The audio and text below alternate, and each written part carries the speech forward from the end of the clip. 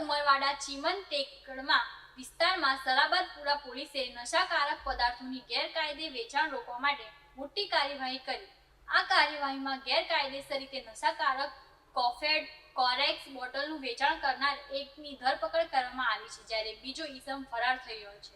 Police સૂત્રોએ જણાવ્યું હતું કે ખાસ માહિતીના આધારે પોલીસ ટીમે ઉમરવાડા ચીમન ટેકરા ખાતે દરોડા પાડ્યા હતા। આ તપાસ દરમિયાન અનવર ખાન પઠાણ અને સલમાન ખાન પઠાણના નિવાસસ્થાનેથી મોટી સંખ્યામાં નશાકારક કોરેક્સ સિરપની બોટલો કબજામાં લેવામાં આવી હતી। પોલીસે કુલ 230 કોરેક્સ બોટલો જપ્ત કરી, જેની બજાર કિંમત આશરે 23,000 રૂપિયા છે। આ દરમિયાન આરોપી અનવર ખાન પઠાણની ધરપકડ કરવામાં આવી, જ્યારે બીજો આરોપી સલમાન ખાન પઠાણ સ્થળેથી ફરાર થઈ ગયો હોવાની માહિતી મળી છે।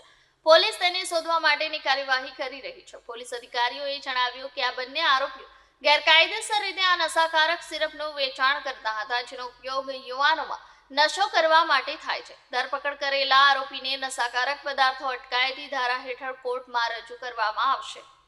બરાબર છે। સલાબતપુરા પોલીસ સ્ટેશન વિસ્તારના ડિસ્ટાફના જે એએસઆઈ દિનેશભાઈ છે એને બાતમી મળેલી ઉમરવાડા ચીમની ટેકરા ખાતે સલમાન ખાન પઠાણ અને એના જે પિતા છે અનવર ખાન પઠાણ એ પોતાના રહેણાંક મકાને કોરેક્સ બોટલો રાખી અને જે પ્રતિબંધિત છે એનું વેચાણ કરે છે।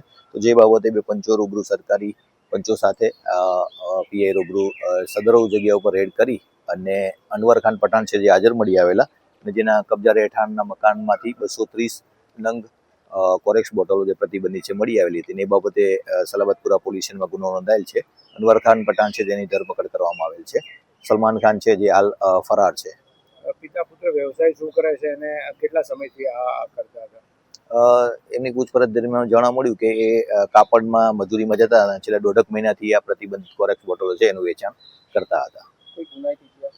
ના, હાલ તો એનો કોઈ ગુનાહિત ઇતિહાસ નથી। તેમ છતાં અનવર ખાન ને સાથે રાખી અને ગુના બાબતે તેમજ અન્ય દિશાઓ તપાસ ચાલી રહી છે।